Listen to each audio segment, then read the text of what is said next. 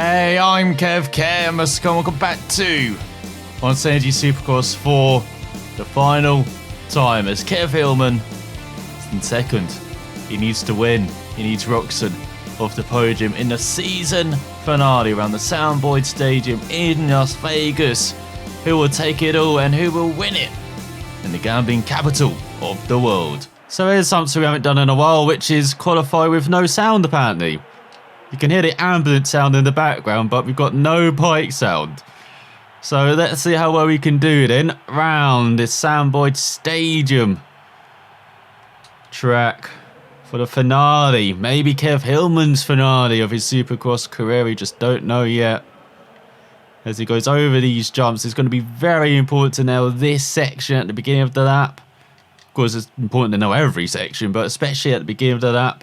Set the momentum into this long, fast left-hand and then over this massive jump. Really do go miles into the sky. And then round the back of Monster Alley, definitely got to lengthen the gear and make it long. That's something we forgot to do for this qualifying run. You go over the left hand, you're going to be sideways, you're going to be fighting the bike to try and get through that section. And the same through the hairpin, should be easy triple there. Then over the double, then into the whoop section, the first of the whoop section. And so you've got to be very quick, make sure you don't carry too much speed, don't go too high. Then you get into this whoop section again, don't be too high. As you go into the final corners, this is where we're going to get dive bomb the heck out of. Here's Hillman, as he does an 18.6, that's not too bad for first run, especially as someone has turned off the bike sound. That's always useful, and we're going to be talking about this game a lot in this race as we've got the realistic settings. You may have noticed that at the beginning. We're doing the full length races, we're doing qualifying, doing a whole damn thing for the final time as we drop down to third behind Roxon. But Dungey Roxon, we're going to be watching out for Muskin and Seedy, who's in fourth, and Chad Reed in fifth at the moment. He's had some very good, strong races in the second half of this season as the Australian on that Yamaha. But as you may have seen, Hillman, no one wants him. After this run on the Yamaha Suzuki, should I say. Well, Suzuki didn't want him. Barsha and Stewart weren't happy about him. Same with Reed and Webb beforehand on the Yamaha. I know that's for obvious reasons from all the battling they've had in season. But Barsha and Stewart didn't like being showing up. Having this madman come up, just win. In East Rutherford, New Jersey, around that MetLife Stadium. So he's gone to the only manufacturer that is left. And that is Kawasaki.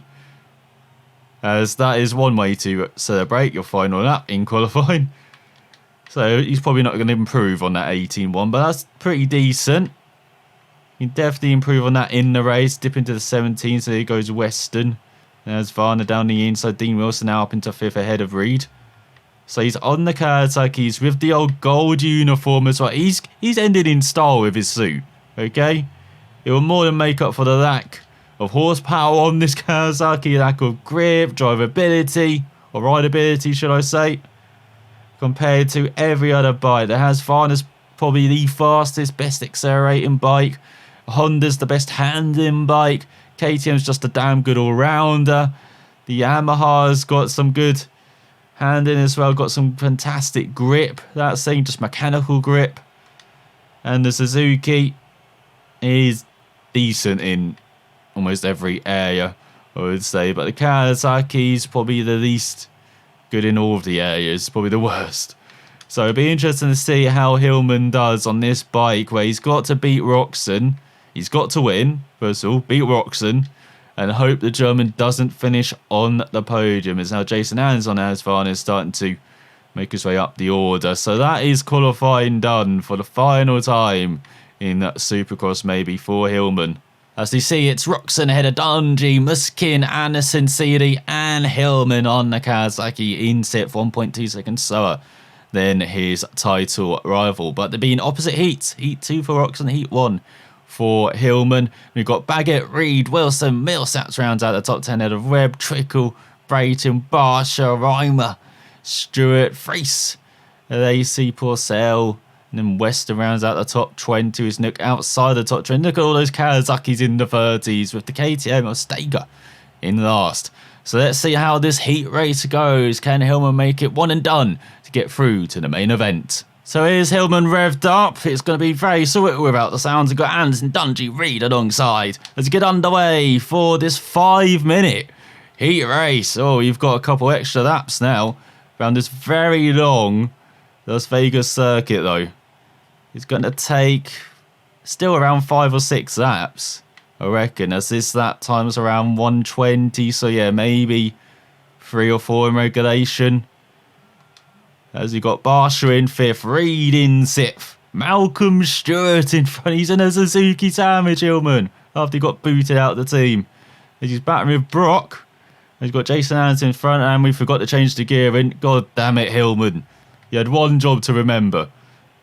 Apart from, of course, riding the bike. And that is change the gear in as he tries to go down the inside for the lead. Is he trying to get past Anderson? As they go side by side into the left. Oh, he just about sneaks in front.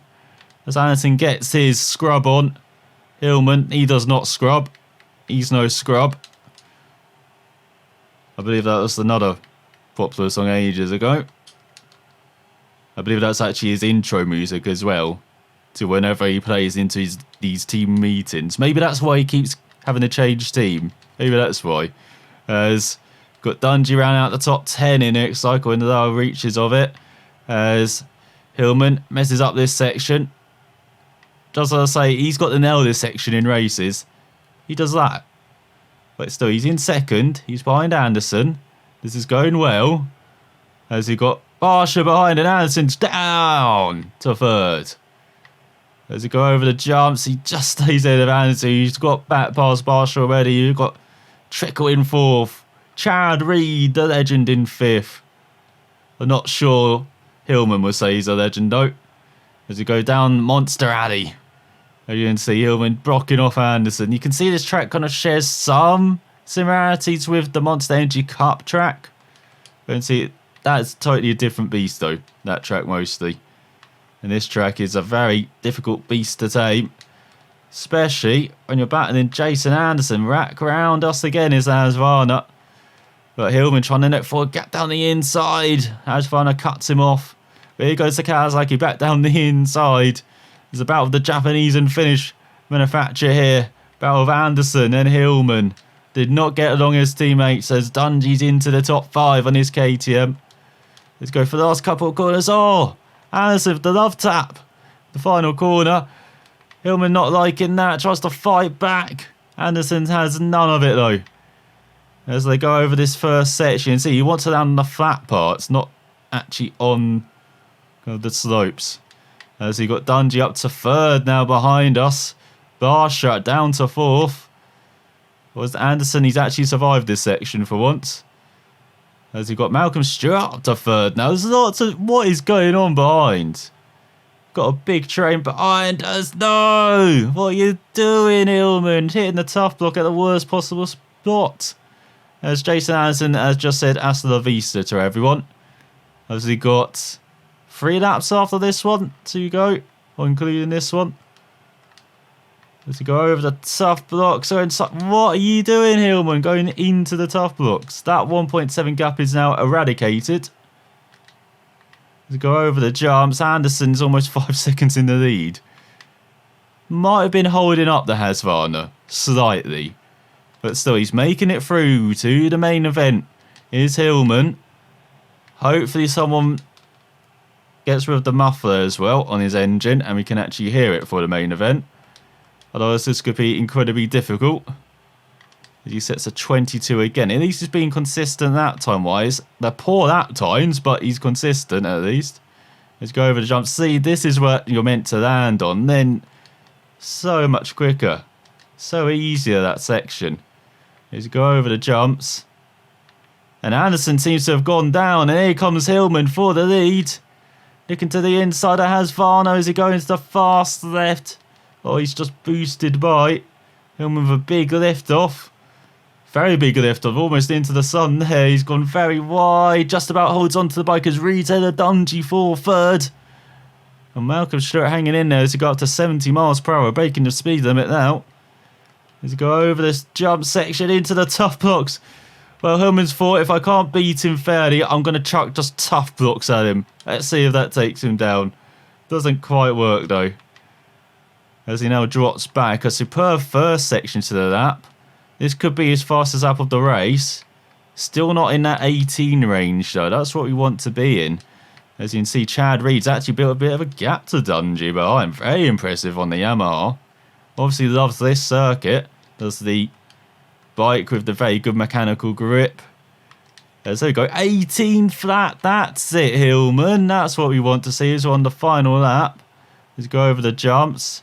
Very poorly though. But that's better. Back onto the rhythm. Has got Malcolm Stewart in 5th, having a superb run in his Suzuki. Let's go over this section, a bit out of rhythm from Hillman there. You can see he's dropped back from Anderson by a couple of seconds. He's got to lift slightly through that left-hander. The massive jump.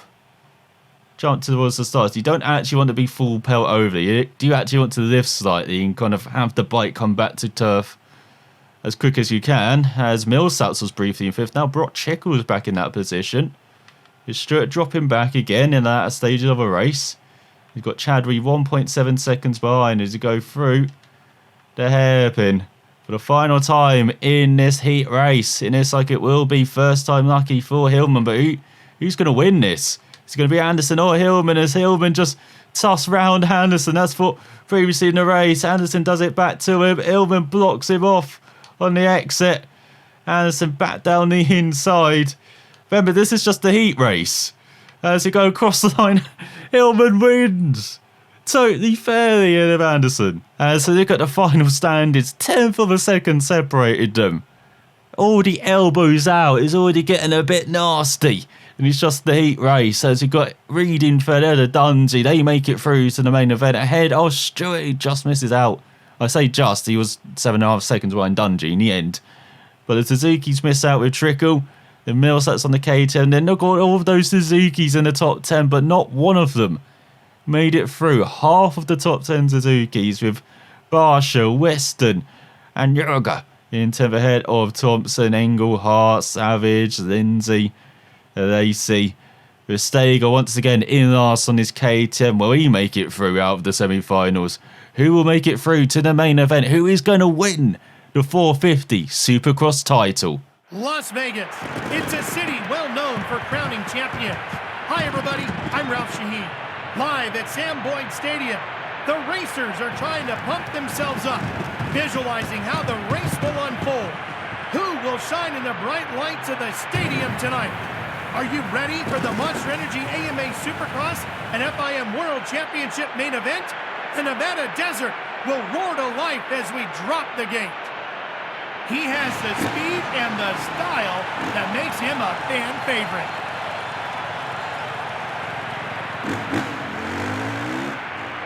Get ready. The gate is about to drop. Here we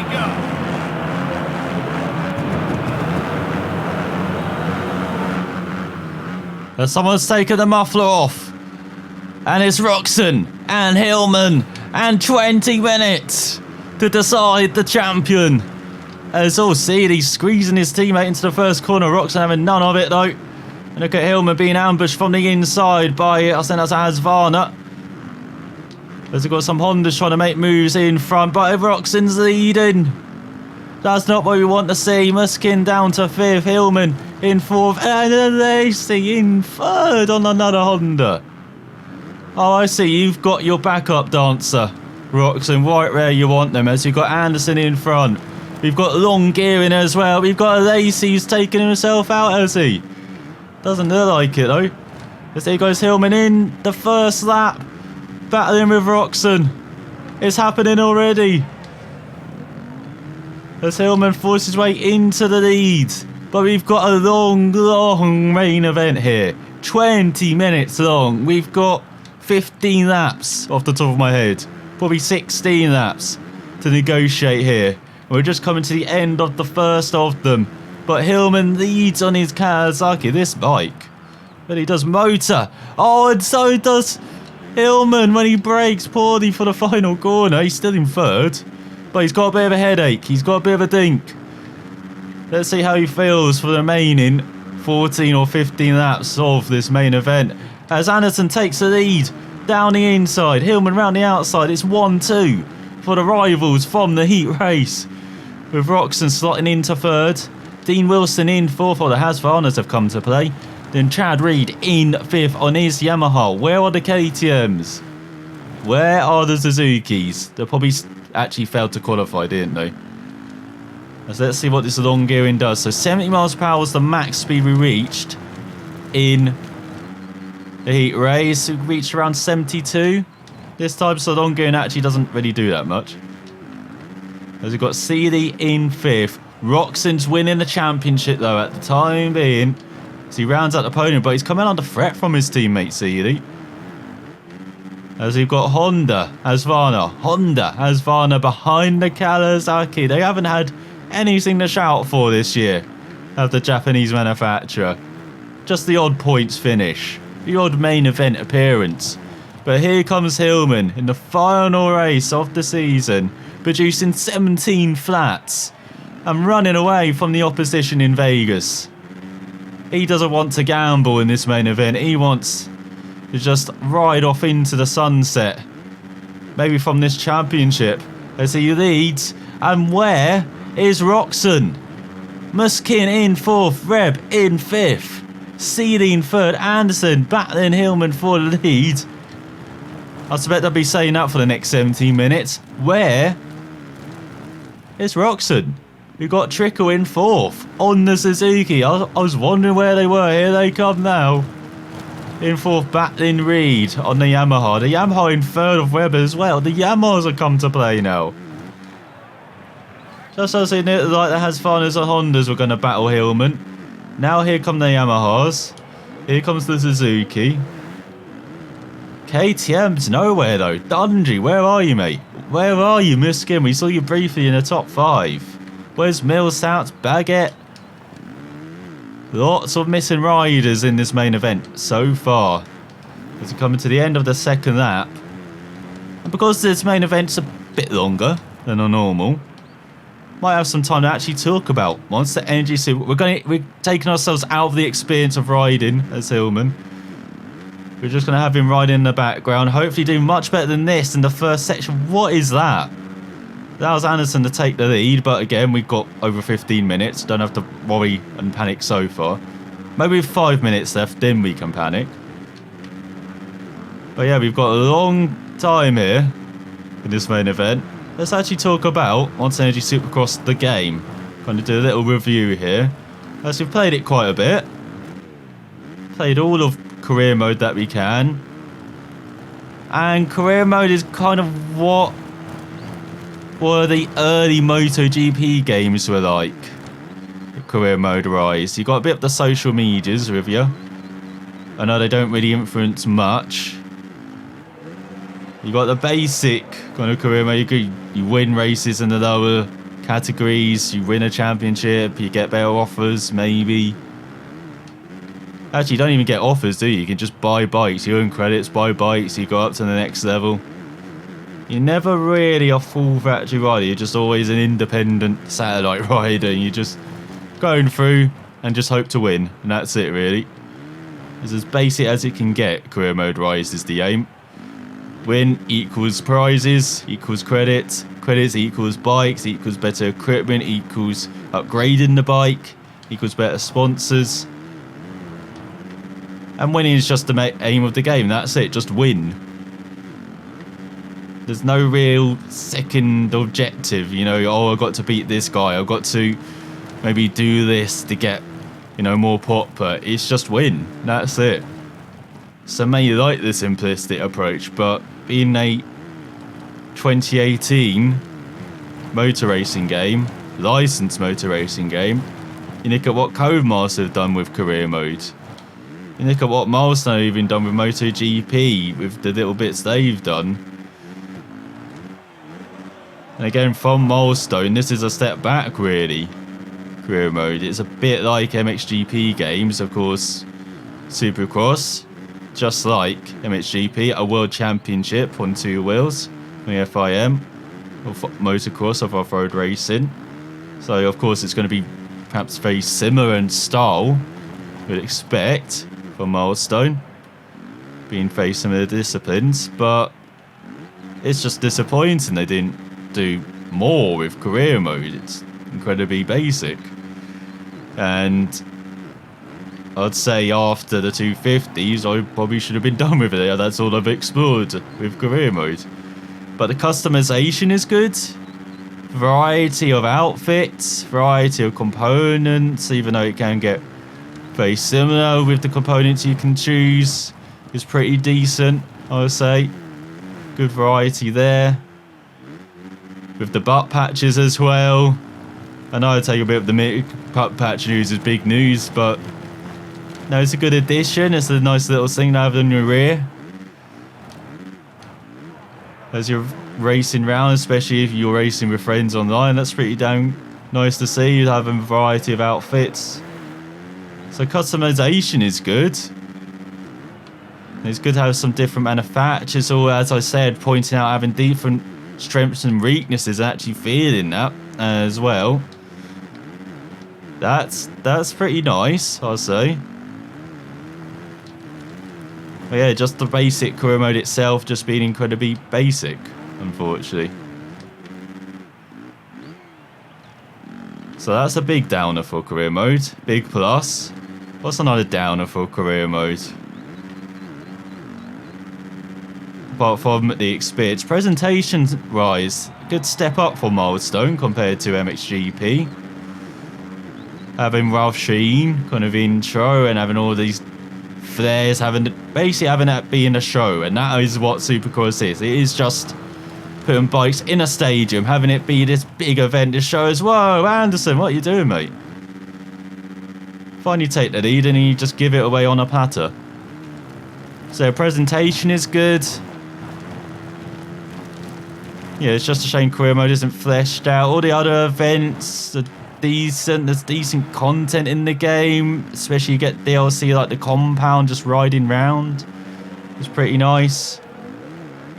With a bit out of place in this game, it feels like it's just a reaction to MX vs ATV all out coming out, and its compound, of course, being a bit of a different motocross, supercross, off-road game. Kind of responding to that, it feels like, especially with the release of compound coming very close to MX vs ATV all out coming out. But again, similar audiences, I can see why. And they have the compound in MX GP Pro, so again with Milestone releasing DLC for one game which becomes content for the next game. It's like they're almost testing you out with the DLC. Oh, they bought a lot of this, yeah, let's put it in the next game. Oh, no one bought this Donington track which they can only use for time trial. Oh, let's not put it in the next game. That's the annoying thing, that's annoying business practice with Milestone. You see all those butt patches that they added as DLC, all these outfits? If they make a Supercross 2, they're going to be in the game as basic content. Because some people did buy it. And no, same with the compound, people enjoyed that. I'm not sure about Monster Energy Cup, that was awful DLC, that was standard Milestone DLC, unfortunately. They're not very good with DLC Milestone. It feels like what you're paying for DLC is way out of proportion to what they charge. And it feels very tacked on their DLC most of the time. But then it is a licensed racing video game. What can they do for DLC wise? It's like the same with, say, Killer Time with the WRC games making that Porsche DLC, the 911, when really it's content made for the game. It should be free, but you got to make an incentive nowadays for, apparently, to make gamers buy a game. So hey, let's make it DLC, shall we? Pre-order DLC. Same with the F1 game, the headline edition, F1 2018. They put classic cars as DLC, just like they did with the MP44 2017. Again, it's content that is perfectly well made for the game on release, but no, we've got to make it pre-order DLC. It's absolutely rubbish business practice. And it's good to see some manufacturers step away from it, unfortunately. Got to try to squeeze that orange dry. If you're Codemasters or Milestone or Kiloton or anyone making a licensed motorsport game. Well, let's say content-wise, it's as you would expect. Championship mode, quick race mode. Monster Cup, as I said, was rubbish DLC. Format was followed, that's about it. Everything else was not very good. That DLC. Not even the price, way overcharged. I feel like, for what you get. And then we come to the other kind of modes. As I said, standard championship mode. Multiplayer seemed like the same old rubbish from Milestone. Actually bothered to support multiplayer for once with decent servers. That would be pretty damn good. You've seen Cody's F1 games. Their multiplayer is rubbish with all the bugs and connection issues and everything. Just wait till you play a Milestone game online. My god, connection can be all over the place. Frame rates all over the place, in line with connection. Most of the time you're not even connected. That was a major problem with MXGP3. I remember playing that online. And just the bugs I was presented with, the connection I was presented with was absolutely abysmal. And it's like, there was a tiny step forward for Milestone. It's just still the same though. Same with MotoGP 18. I've introduced it spectator mode. Have you fixed all the bugs and connection issues? No, I haven't bothered. Just get dedicated DLC servers, not DLCs. Dedicated servers was what I meant to say there. Just get that, Milestone. That would be, it would just help actually foster an online community that everyone comes around for a couple of weeks and buggers off because online is absolutely rubbish. Actually try and foster an online community. Yes, you've got esports in MotoGP. Try and foster it that way.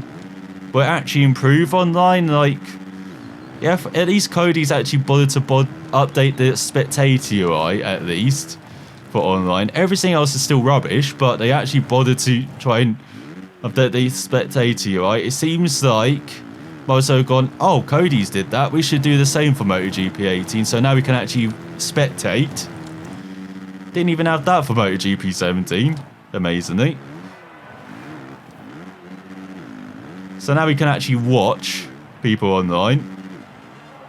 Shame the views are very limited from what I've seen in MotoGP 18. I would like to see that introduced for all. It should actually just be a default feature, really, spectating other people online. But yeah, online seems to just be the same old shit, unfortunately. Track editor. I haven't really had much time with it, but that's a big plus for the game. I'd love to see that in MXGP Pro as well. Make your own motocross track. Because we've had it with the Supercross and it's superb making some stadium tracks. It's good fun. I haven't, as I said, I haven't had a lot of time in it. I've barely scratched the surface with it, but it's fantastic to be able to just have a track editor in games. Remember that? And that actually used to be a thing. You know, from Gran Turismo. I know it took like months or a year for it to finally appear. It was way too late for, I think it's Gran Turismo 6 in the end. But it was actually in the game, and it'd be fantastic if they had it in the F1 games. Make your own Tilka Dome. I'm sure everyone would be lining up to do that, but yeah, it's just fantastic having a track editor in a motorsport game again. So yeah, big thumbs up for Milestone on that. And then we come down to the gameplay and graphics. Graphics are alright. They're much better than MXGP. They're better than the MotoGP 18, I would say. It's definitely the best Unreal graphics in this game. They're still not the best. There's still some weird kind of filtering issues, it feels like, with the way they choose with the light sometimes and the shadows. It seems to have been buggered up slightly. But at least the graphics are a step up from the previous engine. I'll give them that. And then gameplay wise, it's fun. Just as I say that, go down. That's a bit annoying. Sometimes it feels like you're over the lip of a jump, and you just clip it with the wheel. I'm not sure if it's because of the like hitboxes or whatever, but that's slightly annoying, or can be. But it does show the challenge of this game. That's a pretty good thing. It is damn challenging. It may look like it's easy with me rambling, being in the lead by around 10 seconds at one point. But remember, I've fully upgraded the bike. You can see I still have to be on my toes. I've got a 6-second lead over Dungey, Anderson, and Roxon off the podium. Hillman's winning at the moment, and Reed in 5th. But yeah, it is challenging. It does take quite a while to get round the handling of this game. It is different from HGP. I'll give that to Milestone again. Still not as free with the air controls, with the whips in the air and the scrubs. That still needs major improvement. Apparently that's the big improvement for MXGP Pro. It's kind of what they've marketed the game around, at least in the early stages, before they step back slightly from that. But yeah, I'd be very interested to see what they have done. Of course, it's probably not going to be free as MX versus ATV. That is just highly unrealistic, and it's probably the biggest draw of MX versus ATV, being unrealistic and just being damn good fun. Apparently, All Out wasn't damn good fun, but that's the draw of those games. That's what I loved so much about Reflex in particular. Looking back. But yeah, the ground controls are decent, handling is decent. It's as you would expect from Milestone, kind of in that grey area. Not being all out realistic, probably being far from it. I'm not a bike person, I don't motocross.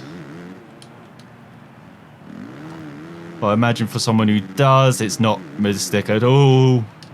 You'd be like, be nitpicking all the controls, but it's the Milestone controls. If you played Milestone games before, if you played the MXGP games before, you'll be very familiar with the controls, and it will fit more like a glove than for anyone else.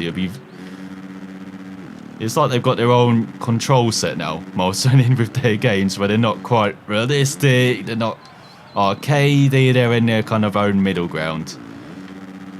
And that's fine for me, that's fine for quite a few people, I imagine, but for hardcore pros, for people who just want a fun experience, I imagine it can be frustrating having to learn or just not having that realistic experience, that feel.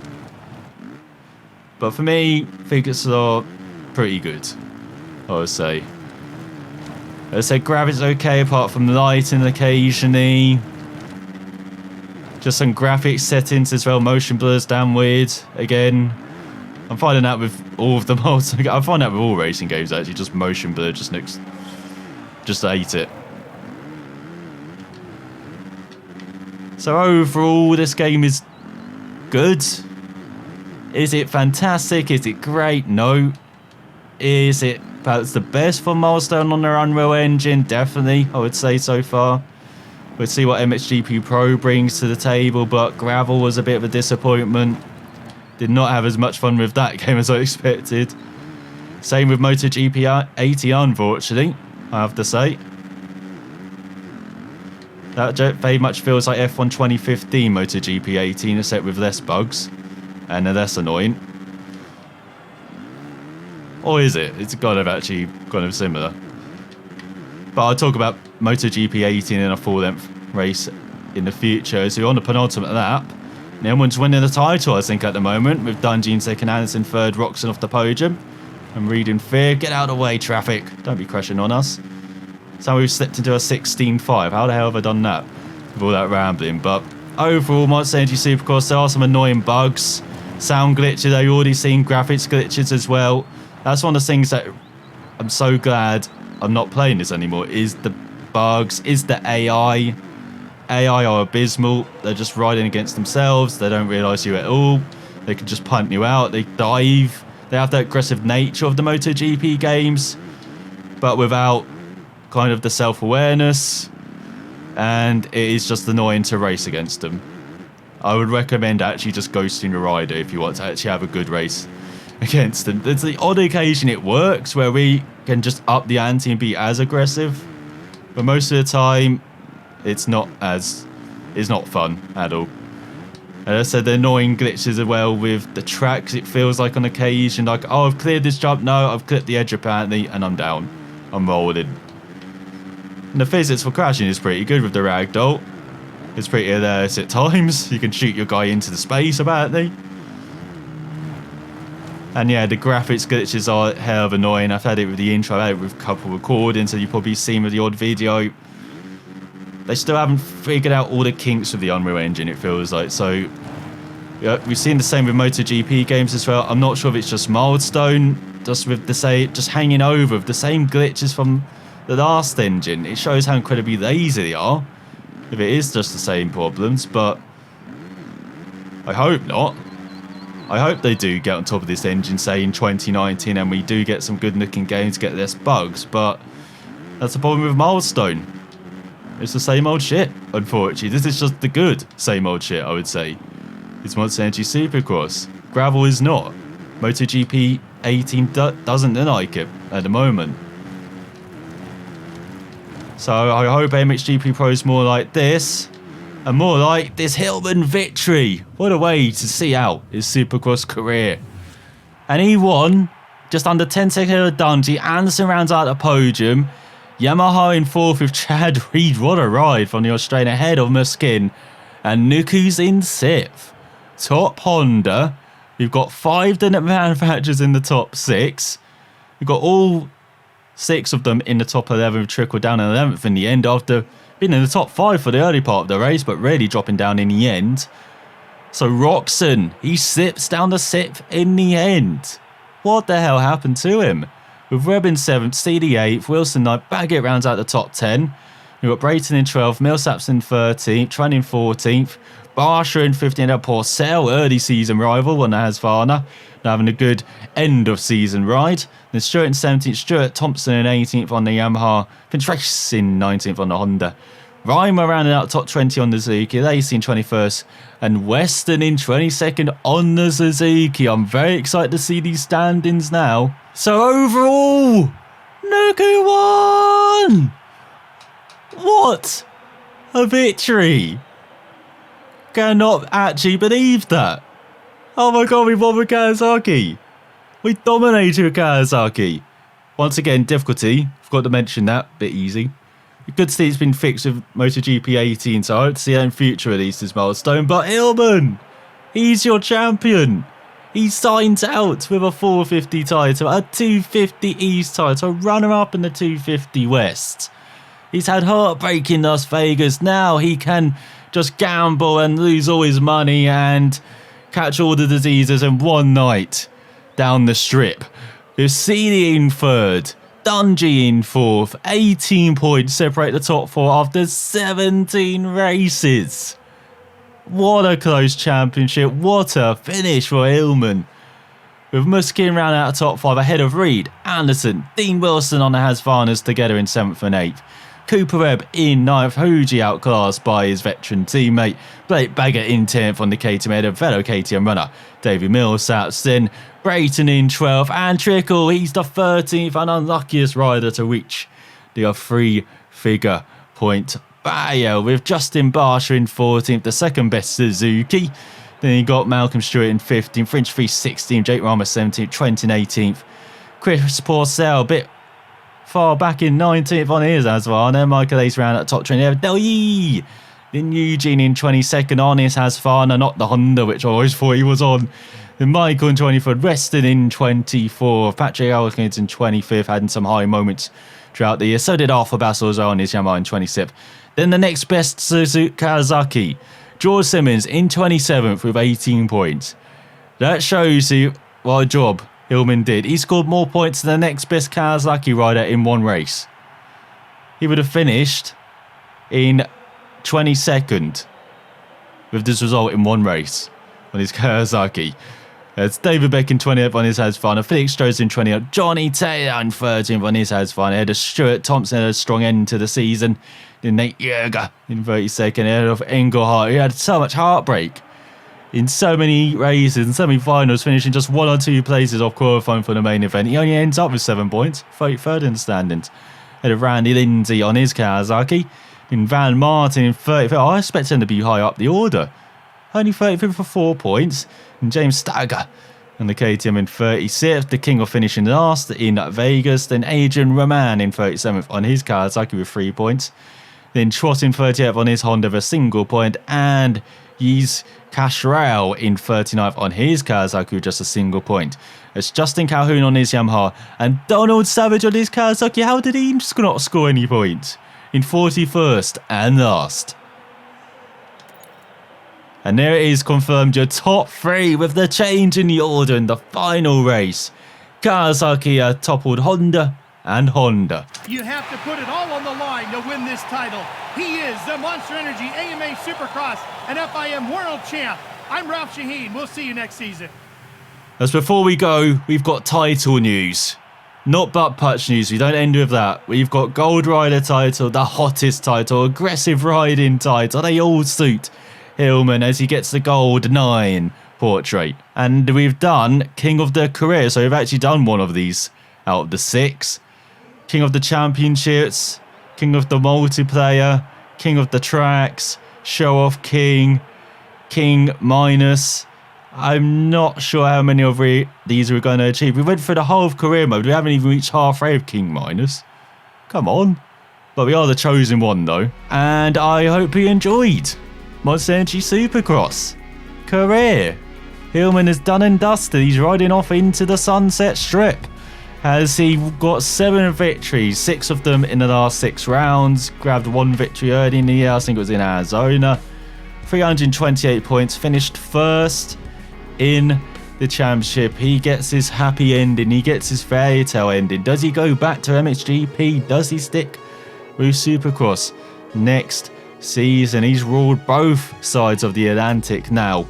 As overall, I just want to say thank you for watching all of Monster Energy Supercross. There's been another fantastic career mode series to go through. At times very frustrating. I think I showed that way too much. I do apologise for that in quite a few episodes.